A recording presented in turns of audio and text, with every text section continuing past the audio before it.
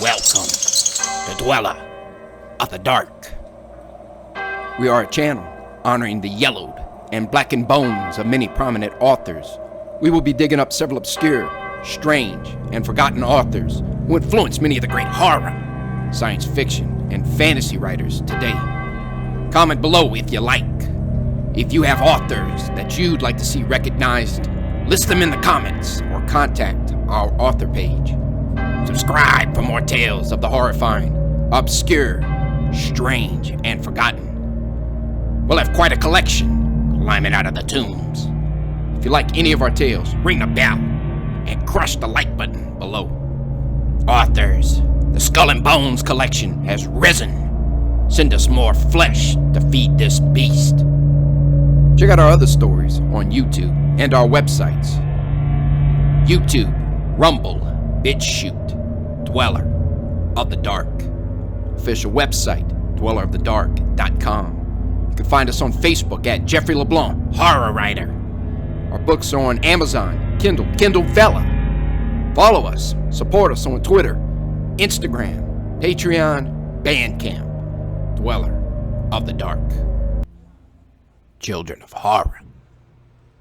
For the Blood is the Life. By Marion Crawford. Published in 1911 for Uncanny Tales.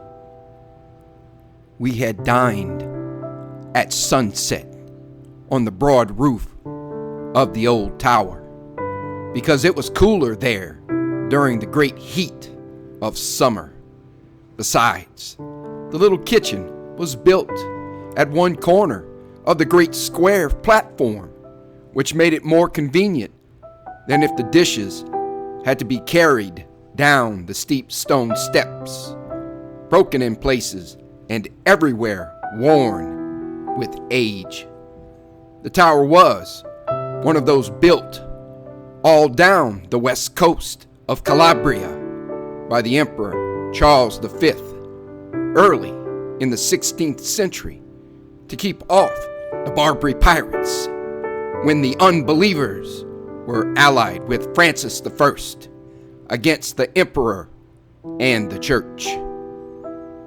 They have gone to ruin. A few still stand intact, and mine is one of the largest.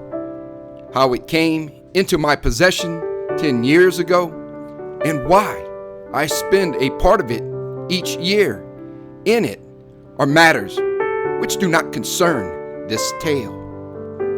The tower stands in one of the loneliest spots in southern Italy, at the extremity of a curving rocky promontory, which forms a small but safe natural harbor at the southern extremity of the Gulf of Policastro, and just north of Cape Scalea, the birthplace of Judas Iscariot, according to the old local legend.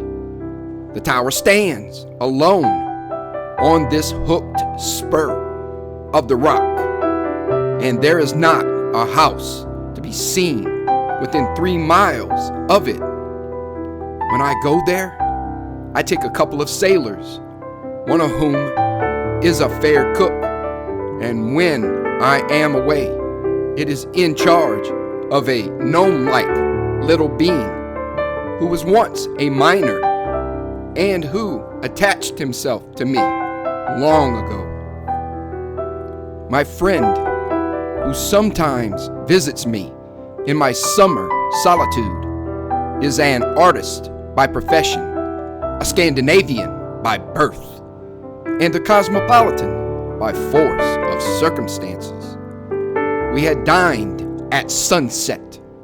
The sunset glow had reddened and faded again, and the evening purple steeped the vast chain of the mountains that embraced the deep gulf to eastward and reared themselves higher and higher toward the south. It was hot, and we sat at the landward corner of the platform. waiting for the night breeze to come down from the lower hills. The color sank out of the air. There was a little interval of deep gray twilight, and a lamp sent a yellow streak from the open door of the kitchen where the men were getting their supper. Then the moon rose suddenly above the crest of the promontory, flooding the platform and lighting up every little spur of rock and knoll of grass below us, down to the edge of the motionless water. My friend lighted his pipe and sat looking at a spot on the hillside.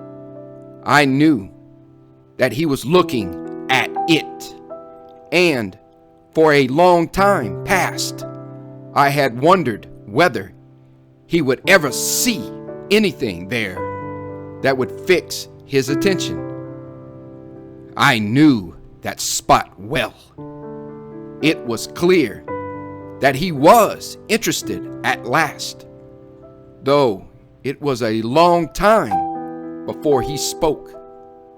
Like most painters, he trusts to his own eyesight, as a lion trusts his strength and a stag his speed, and he is always disturbed when he cannot reconcile what he sees with what he believes that he ought to see.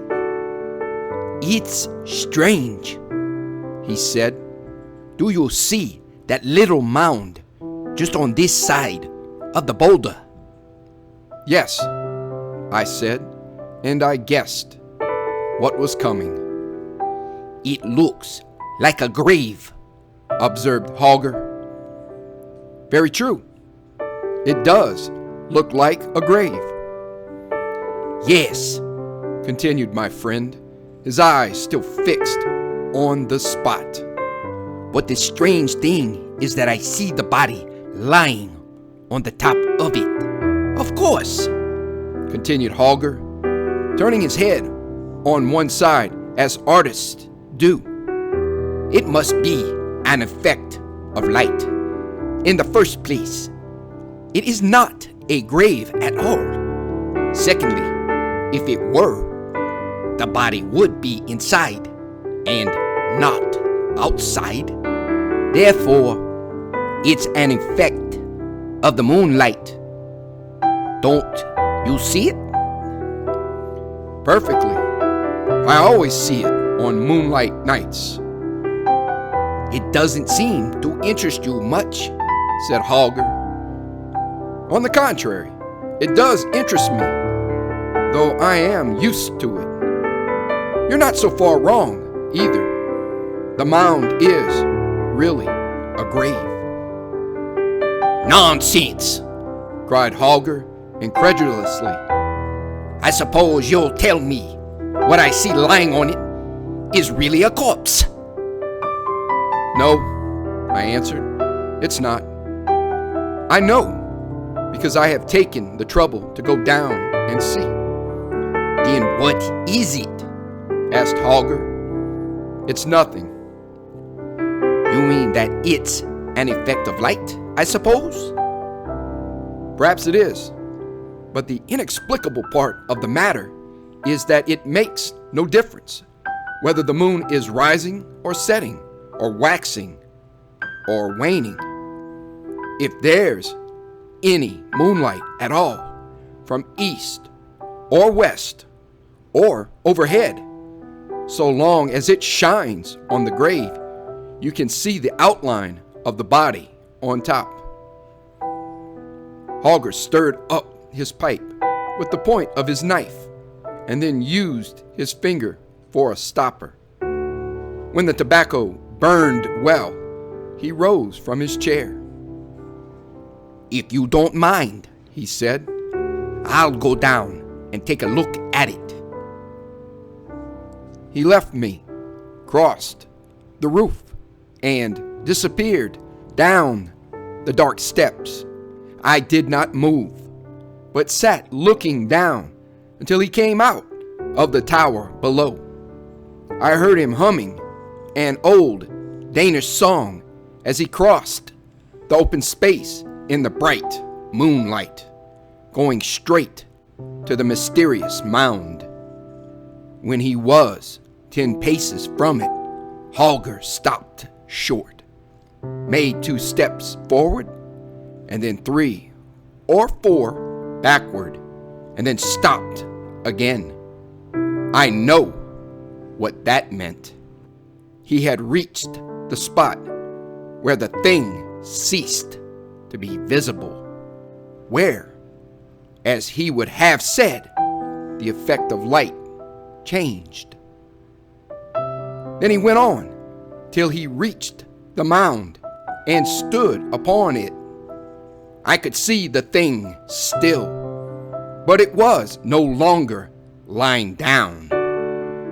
It was on its knees now, winding its white arms round Holger's body and looking up into his face.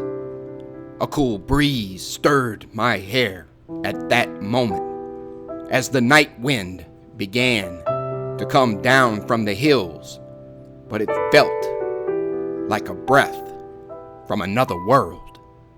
The thing seemed to be trying to climb to its feet, helping itself up by Holger's body while he stood upright, quite unconscious of it, and apparently looking toward the tower, which is very picturesque when the moonlight falls upon it on that side. "Come along," I shouted. "Don't stay there all night." It seemed to me that he moved reluctantly as he stepped from the mound, or else with difficulty. That was it. The thing's arms were still round his waist, but its feet could not leave the grave. As he came slowly forward, it was drawn and lengthened like a wreath of mist, thin and white, till I saw distinctly that Holger shook himself as a man does who feels a chill. At the same instant, a little wail of pain came to me on the breeze. It might have been the cry of the small owl that lives among the rocks, and the misty presence floated swiftly back from Holger's advancing figure and lay once more at its length upon the mound. Again, I felt the cool breeze in my hair, and this time an icy thrill of dread ran down my spine.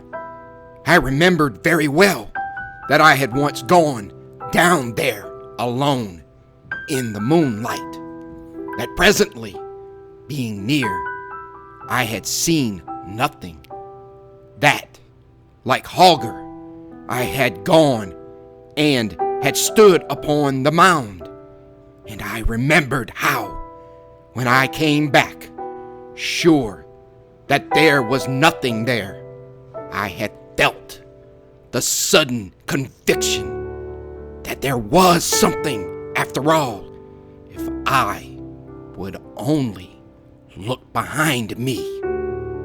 I remembered the strong temptation to look back, a temptation I had resisted as unworthy of a man of sense, until, to get rid of it, I had shaken myself just as Holger did. And now I knew that those white, misty arms had been round me, too. I knew it in a flash, and I shuddered as I remembered that I had heard the night owl then, too. But it had not been the night owl. It was the cry of the thing. I refilled my pipe and poured out a cup of strong southern wine. In less than a minute, Holger was seated beside me again.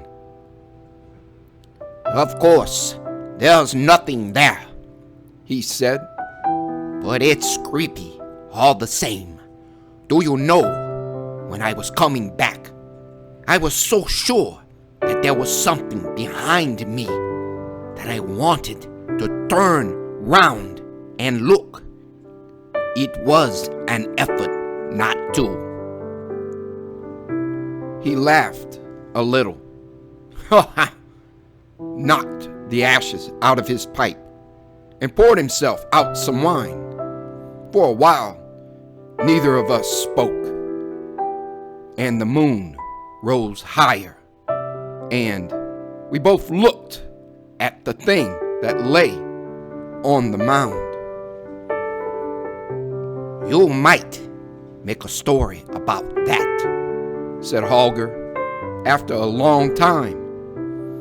"There is one," I answered. "If you're not sleepy, I'll tell it to you." "Go ahead," said Holger, who likes stories.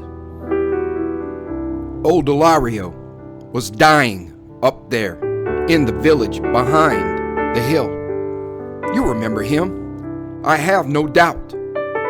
They say that he made his money by selling sham jewelry in South America and escaped with his gains when he was found out. Like all those fellows, if they bring anything back with them, he at once set to work to enlarge his house. And as there are no masons here, he sent all the way to Paola for 2 workmen. They were a rough-looking pair of scoundrels, a Neopolitan who had lost one eye, and a Sicilian with an old scar half an inch deep across his left cheek. I often saw them, for on Sundays they used to come down here and fish off the rocks. When Ilario caught the fever that killed him, the masons were still at work. As he had agreed that part of their pay should be their board and lodging, he made them sleep in the house. His wife was dead, and he had an only son called Angelo, who was a much better sort than himself. Angelo was to marry the daughter of the richest man in the village, and, strange to say, though the marriage was arranged by their parents, the young people were said to be in love with each other. For that matter, the whole village was in love with Angelo, and among the rest a wild, good-looking creature called Christina, who was more like a gypsy than any girl I ever saw about here. She had very red lips and very black eyes. She was built like a greyhound and had the tongue of the devil. But Angelo did not care a straw for her. He was rather a simple-minded fellow, quite different from his old scoundrel of a father, and under what I should call normal circumstances, I really believe that he would never have looked at any girl except the nice plump little creature with a fat dowry whom his father meant him to marry. But things turned up which were neither normal nor natural. On the other hand, a very handsome young shepherd from the hills above Maratea was in love with Christina, who seems to have been quite indifferent to him. Christina had no regular means of subsistence, but she was a good girl and willing to do any work or go on errands to any distance for the sake of a loaf of bread or a mess of beans and permission to sleep under cover. She was especially glad when she could get something to do about the house of Angelo's father. There is no doctor in the village, and when the neighbors saw that old Ilario was dying, they sent Christina to Scalea to fetch one. That was late in the afternoon, and if they had waited so long, it was because the dying miser refused to allow any such extravagance while he was able to speak. But while Christina was gone, matters grew rapidly worse. The priest was brought to the bedside, and when he had done what he could, he gave it as his opinion to the bystanders that the old man was dead, and left the house. You know these people. They have a physical horror of death. Until the priest spoke, the room had been full of people. The words were hardly out of his mouth before it was empty. It was night now. They hurried down the dark steps and out into the street. Angelo, as I have said, was away. Christina had not come back. The simple woman servant who had nursed the sick man fled with the rest, and the body was left alone in the flickering light of the earthen oil lamp. 5 minutes later, 2 men looked in cautiously and crept forward toward the bed. They were the one-eyed Neopolitan, Mason, and his Sicilian companion. They knew what they wanted. In a moment, they had dragged from under the bed a small but heavy iron-bound box, and long before anyone thought of coming back to the dead man, they had left the house and the village under cover of the darkness. It was easy enough, for Ilario's house is the last toward the gorge which leads down here, and the thieves merely went out by the back door, got over the stone wall, and had nothing to risk after that except the possibility of meeting some belated countryman, which was very small indeed, since few of the people used that path. They had a mattock and shovel, and they made their way here without accident. I am telling you this story as it must have happened, for, of course, there were no witnesses to this part of it. The men brought the box down by the gorge, intending to bury it until they should be able to come back and take it away in a boat. They must have been clever enough to guess that some of the money would be in paper notes, for they would otherwise have buried it on the beach in the wet sand, where it would have been much safer. But the paper would have rotted if they had been obliged to leave it there long. So they dug their hole down there, close to that boulder. Yes, just where the mound is now. Christina did not find the doctor in Scalea, for he had been sent far from a place up the valley, halfway to San Domenico. If she had found him, he would have come on his mule by the upper road, which is smoother but much longer. but Christina took the shortcut by the rocks, which passes about 50 feet above the mound and goes round that corner. The men were digging when she passed, and she heard them at work.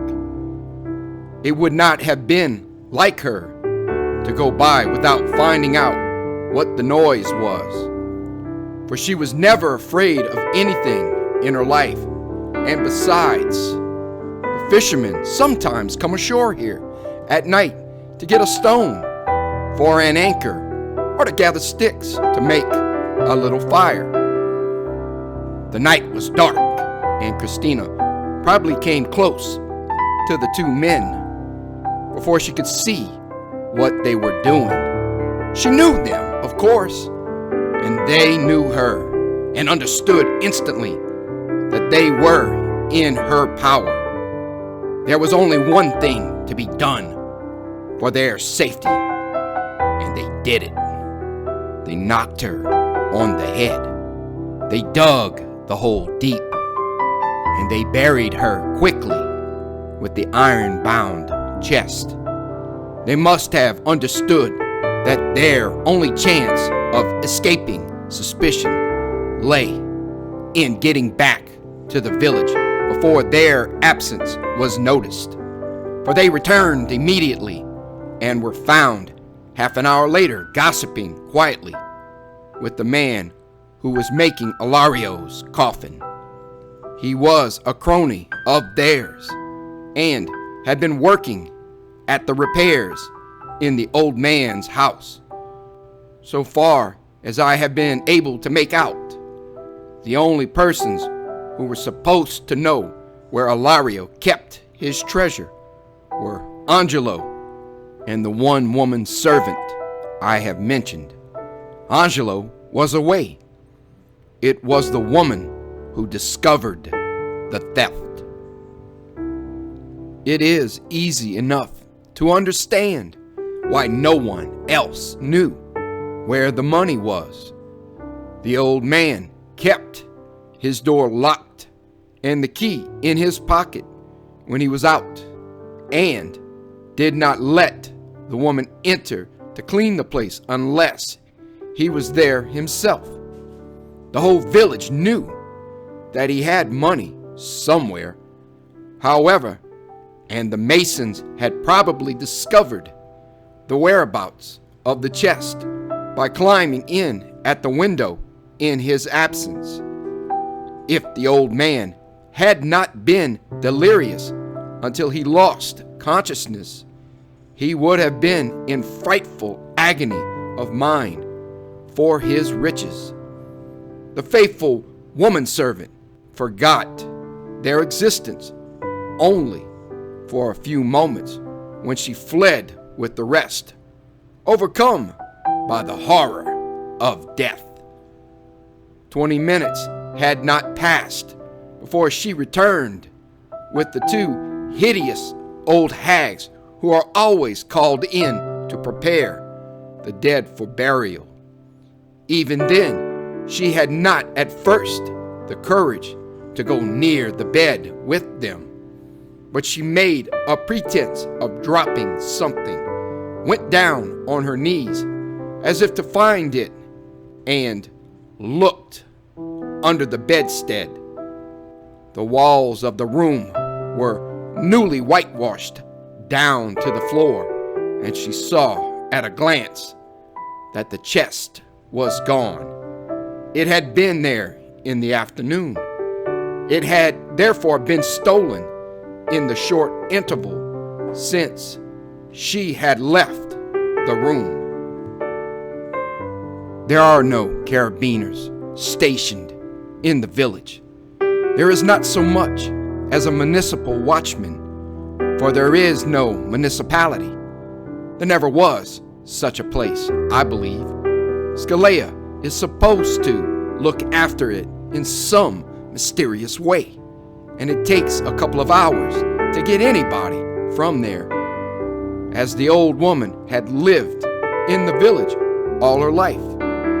It did not even occur to her to apply to any civil authority for help. She simply set up a howl and ran through the village in the dark, screaming out that her dead master's house had been robbed. Many of the people looked out, but at first, no one seemed inclined to help her. Most of them, judging her by themselves, whispered to each other that she had probably stolen the money herself. The first man to move was the father of the girl whom Angelo was to marry. Having collected his household, all of whom felt a personal interest in the wealth which was to have come into the family, he declared it to be his opinion that the chest had been stolen by the two journeymen masons who lodged in the house. He headed a search for them, which naturally began in Ilario's house and ended in the carpenter's workshop, where the thieves were found discussing a measure of wine with the carpenter over the half-finished coffin by the light of one earthen lamp filled with oil and tallow. The search party at once accused the delinquents of the crime and threatened to lock them up in the cellar till the carabiners could be fetched from Scalea. The two men looked at each other for one moment, and then without the slightest hesitation, they put out the single light, seized the unfinished coffin between them, and, using it as a sort of battering ram, dashed upon their assailants in the dark. In a few moments, they were beyond pursuit. That is the end of the first part of the story. The treasure had disappeared, and as no trace of it could be found, the people naturally supposed that the thieves had succeeded in carrying it off. The old man was buried, and when Angelo came back at last, he had to borrow money to pay for the miserable funeral and had some difficulty in doing so. He hardly needed to be told that in losing his inheritance, he had lost his bride. In this part of the world, marriages are made on strictly business principles, and if the promised cash is not forthcoming on the appointed day, the bride or the bridegroom whose parents have failed to produce it may as well take themselves off, for there will be no wedding. Poor Angelo knew that well enough. His father had been possessed of hardly any land, and now that the hard cash which he had brought from South America was gone, there was nothing left but debts for the building materials that were to have been used for enlarging and improving the old house. Angelo was beggared, and the nice plump little creature who was to have been his turned up her nose at him in the most approved fashion. As for Christina, it was several days before she was missed, for no one remembered that she had been sent to Scalea for the doctor, who had never come. She often disappeared in the same way for days together, when she could find a little work here and there at the distant farms among the hills. But when she did not come back at all, people began to wonder, and at last made up their minds that she had connived with the Masons and had escaped with them. I paused and emptied my glass. That sort of thing would not happen anywhere else, observed Holger, filling his everlasting pipe again. It is wonderful what a natural charm there is about murder and sudden death in a romantic country like this. Deeds that would be simply brutal and disgusting anywhere else become dramatic and mysterious because this is Italy and we are living in a genuine tower of Charles V built against genuine Barbary pirates. There's something in that, I admitted. Holger is the most romantic man in the world inside of himself, but he always thinks it necessary to explain why he feels anything. I suppose they found the poor girl's body with the box, he said presently. As it seems to interest you, I answered, I'll tell you the rest of the story. The moon had risen high by this time. The outline of the thing on the mound was clearer to our eyes than before. The village very soon settled down to its small, dull life.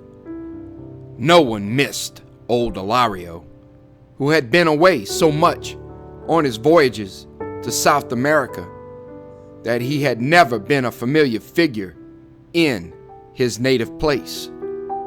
Angelo lived in the half-finished house, and because he had no money to pay the old woman servant, she would not stay with him. But once in a long time, she would come and wash a shirt for him, for old acquaintance' sake. Besides the house, he had inherited a small patch of ground at some distance from the village.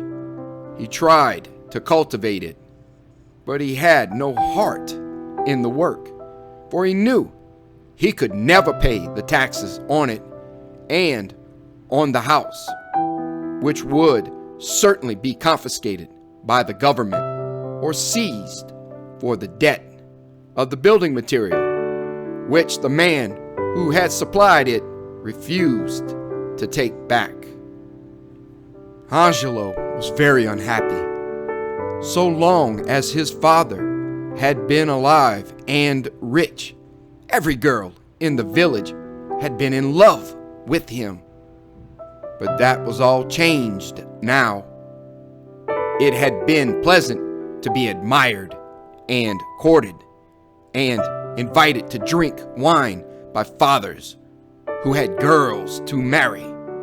It was hard to be stared at coldly and sometimes laughed at because he had been robbed of his inheritance. He cooked his miserable meals for himself and, from being sad, became melancholy and morose. At twilight, when the day's work was done, instead of hanging about in the open space before the church with young fellows of his own age, he took to wandering in lonely places on the outskirts of the village till it was quite dark. Then he slunk home and went to bed to save the expense of a light. But in those lonely twilight hours, he began to have strange waking dreams. He was not always alone, for often when he sat on the stump of a tree where the narrow path turns down the gorge, he was sure that a woman came up noiselessly over the rough stones as if her feet were bare, and she stood under a clump of chestnut trees only half a dozen yards down the path, and beckoned to him without speaking. Though she was in the shadow, he knew that her lips were red and that when they parted a little and smiled at him, she showed 2 small, sharp teeth. He knew this at first rather than saw it, and he knew that it was Christina and that she was dead. Yet he was not afraid. He only wondered whether it was a dream, for he thought that if he had been awake, he should have been frightened. Besides, the dead woman had red lips, and that could only happen in a dream. Whenever he went near the gorge after sunset, she was already there waiting for him, or else she very soon appeared, and he began to be sure that she came a little nearer to him every day. At first, he had only been sure of her blood-red mouth, but now each feature grew distinct, and the pale face looked at him with deep and hungry eyes. It was the eyes that grew dim. Little by little, he came to know that someday the dream would not end when he turned away to go home, but would lead him down the gorge out of which the vision rose. She was nearer now when she beckoned to him. Her cheeks were not livid like those of the dead, but pale with starvation, with the furious and unappeased physical hunger of her eyes that devoured him. They feasted on his soul and cast a spell over him, and at last they were close to his own and held him. He could not tell whether her breath was as hot as fire or as cold as ice. He could not tell whether her red lips burned his or froze them, or whether her 5 fingers on his wrist seared scorching scars or bit his flesh like frost. He could not tell whether he was awake or asleep, whether she was alive or dead, but he knew that she loved him, she alone of all creatures, earthly or unearthly, and her spell had power over him. When the moon rose high that night, the shadow of that thing was not alone down there upon the mound. Angelo awoke in the cool dawn, drenched with dew and chilled through flesh and blood and bone. He opened his eyes to the faint gray light and saw the stars still shining overhead. He was very weak, and his heart was beating so slowly that he was almost like a man fainting. Slowly he turned his head on the mound as on a pillow, but the other face was not there. Fear seized him suddenly, a fear unspeakable and unknown. He sprang to his feet and fled up the gorge, and he never looked behind him until he reached the door of the house on the outskirts of the village. Drearily he went to his work that day, and wearily The hours dragged themselves after the sun, till at last he touched the sea and sank. And the great sharp hills above Maratea turned purple against the dove-colored eastern sky. Angelo shouldered his heavy hoe and left the field.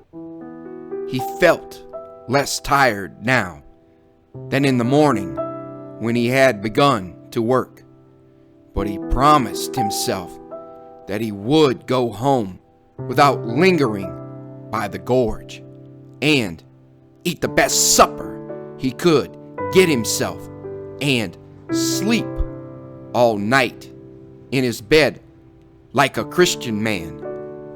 Not again would he be tempted down the narrow way by a shadow with red lips and icy breath. Not again would he dream that dream of terror and delight. He was near the village now. It was half an hour since the sun had set, and the cracked church bell sent little discordant echoes across the rocks and ravines to tell all good people that the day was done. Angelo stood still a moment where the path forked, where it led toward the village on the left and down to the gorge on the right, where a clump of chestnut trees overhung the narrow way. He stood still a minute, lifting his battered hat from his head and gazing at the fast fading sea westward, and his lips moved as he silently repeated the familiar evening prayer. His lips moved, but the words that followed them in his brain lost their meaning and turned into others and ended in a name that he spoke aloud. Christina! With the name, the tension of his will relaxed suddenly. Reality went out, and the dream took him again and bore him on swiftly and surely, like a man walking in his sleep, down by the steep path in the gathering darkness. And as she glided beside him, Christina whispered strange, sweet things in his ear, which somehow, if he had been awake, he knew that he could not quite have understood. But now, they were the most wonderful words he had ever heard in his life. And she kissed him also, but not upon his mouth. He felt her sharp kisses upon his white throat, and he knew that her lips were red.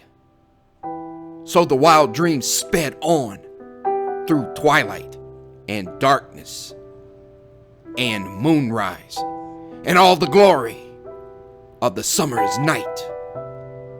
But in the chilly dawn, he lay as one half dead upon the mound down there, recalling and not recalling, drained of his blood, yet strangely longing to give those red lips more. Then came the fear, the awful, nameless panic, the mortal horror that guards the confines of the world we see not, neither know of as we know of other things, but which we feel when its icy chill freezes our bones and stirs our hair with the touch of a ghostly hand. Once more, Angelo sprang from the mound and fled up the gorge in the breaking day, but his step was less sure this time, and he panted for breath as he ran. And when he came to the bright spring of water that rises halfway up the hillside, he dropped upon his knees and hands and plunged his whole face in and drank as he had never drunk before, for it was the thirst of the wounded man who has lain bleeding all night long upon the battlefield.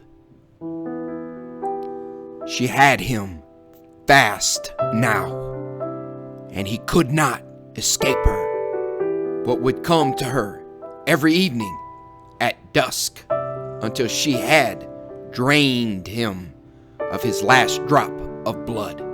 It was in vain that when the day was done, he tried to take another turning and to go home by a path that did not lead near the gorge. It was in vain that he made promises to himself each morning at dawn when he climbed the lonely way up from the shore to the village. It was all in vain, for when the sun sank burning into the sea and the coolness of the evening stole out as from a hiding place to delight the weary world, his feet turned toward the old way, and she was waiting for him in the shadow under the chestnut trees. And then all happened as before, and she fell to kissing his white throat, even as she flitted lightly down the way, winding one arm about him. And as his blood failed, she grew more hungry and more thirsty every day, and every day when he awoke in the early dawn, it was harder to rouse himself to the effort of climbing the steep path to the village. And when he went to his work, his feet dragged painfully, and there was hardly strength in his arms to wield the heavy hoe. He scarcely spoke to anyone now, but the people said he was consuming himself for love of the girl he was to have married when he lost his inheritance, and they laughed heartily at the thought, for this is not a very romantic country. At this time, Antonio, the man who stays here to look after the tower, returned from a visit to his people who lived near Salerno. He had been away all the time since before Ilario's death and knew nothing of what had happened. He has told me that he came back late in the afternoon and shut himself up in the tower to eat and sleep, for he was very tired. It was past midnight when he awoke, and when he looked out, the waning moon was rising over the shoulder of the hill. He looked out toward the mound, and he saw something, and he did not sleep again that night. When he went out again in the morning, it was broad daylight, and there was nothing to be seen on the mound but loose stones and driven sand. Yet he did not go very near it. He went straight up the path to the village, and directly to the house of the old priest. "I have seen an evil thing this night," he said. "I have seen how the dead drink the blood of the living, and the blood is the life." "Tell me what you have seen," said the priest in reply. Antonio told him everything he had seen. "You must bring your book and your holy water tonight," he added. "I will be here before sunset to go down with you, and if it pleases you, Reverence, to sup with me while we wait, I will make ready." "I will come," the priest answered, "for I have read in old books of these strange beings, which are neither quick nor dead, and which lie ever fresh in their graves, stealing out in the dusk to taste life in blood." Antonio cannot read, but he was glad to see that the priest understood the business. For, of course, the books must have instructed him as to the best means of quieting the half-living thing forever.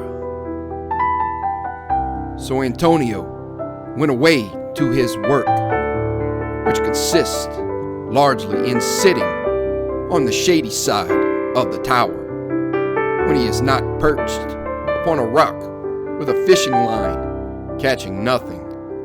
But on that day he went twice to look at the mound in the bright sunlight, and he searched round and round it for some hole through which the being might get in and out, but he found none. When the sun began to sink and the air was cooler in the shadows, he went up to fetch the old priest, carrying a little wicker basket with him, and in this they placed a bottle of holy water, and the basin and sprinkler, and the stole which the priest would need. And they came down and waited in the door of the tower till it should be dark. But while the light still lingered, very gray and faint, they saw something moving just there. Two figures, a man's that walked and a woman's that flitted beside him. And while her head lay on his shoulder, she kissed his throat. The priest has told me that too, and that his teeth chattered and he grasped Antonio's arm. The vision passed and disappeared into the shadow. Then Antonio got the leatherned flask of strong liquor, which he kept for great occasions, and poured such a draught as made the old man feel almost young again.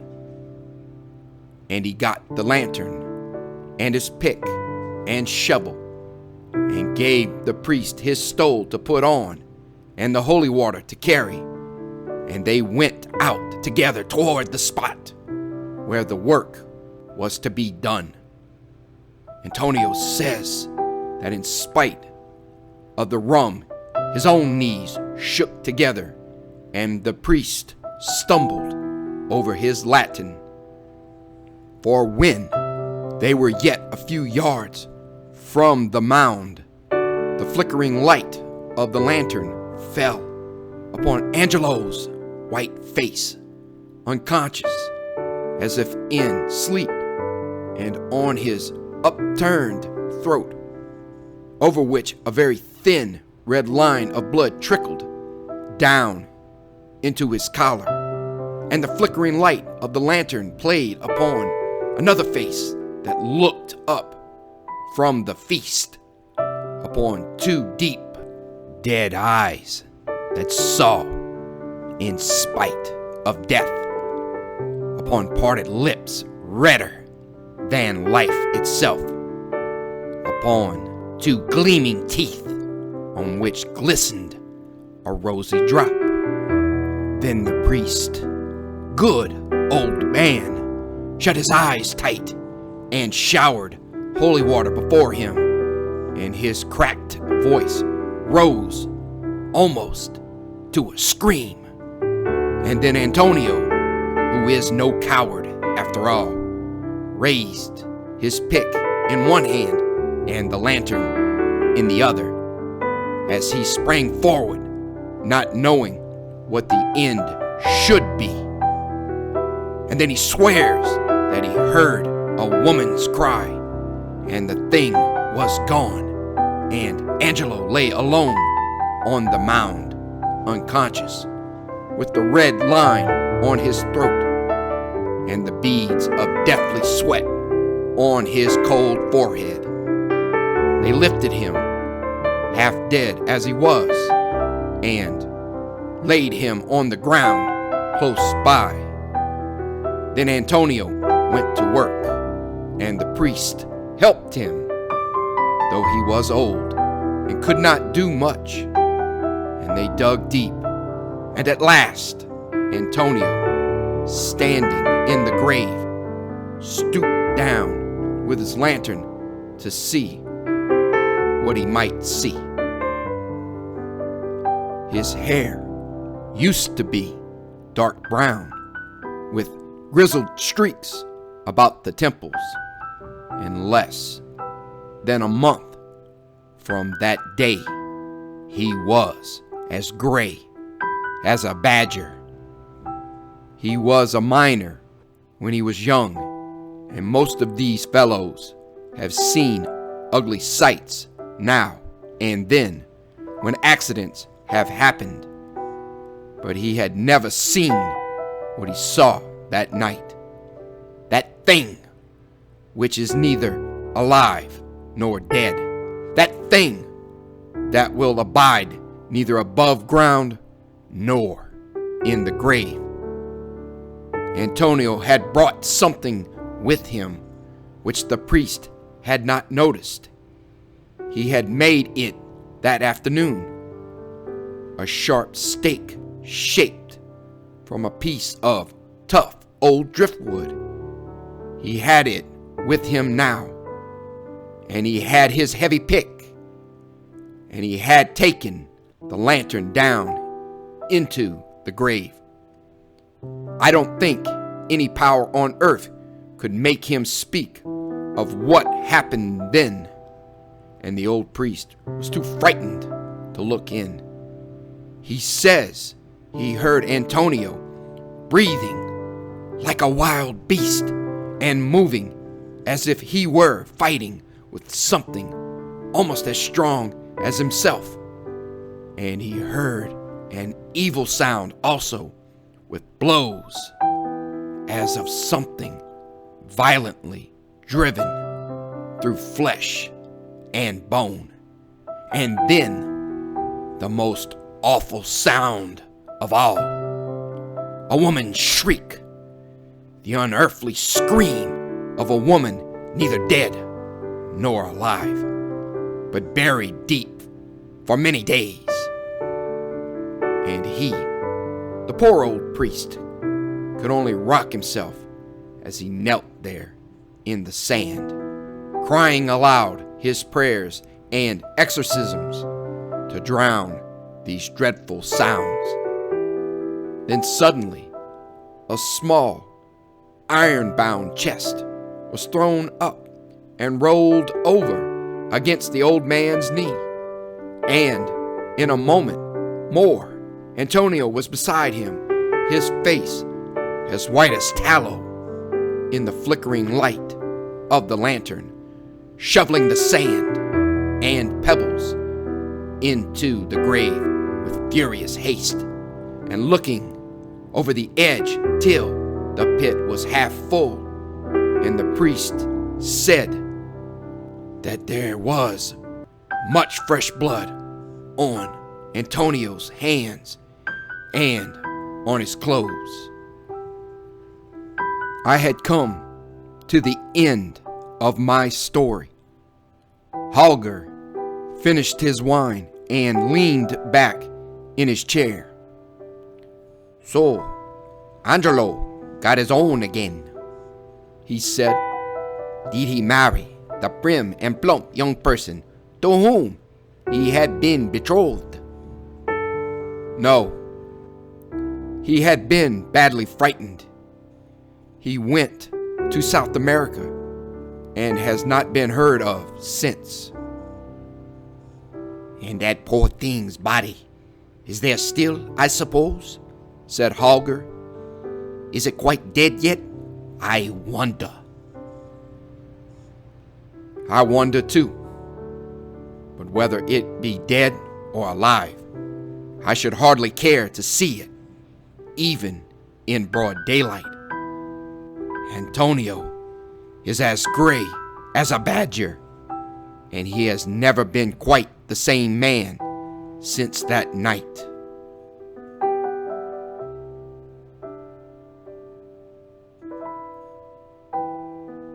Thank you for listening. Have a great night.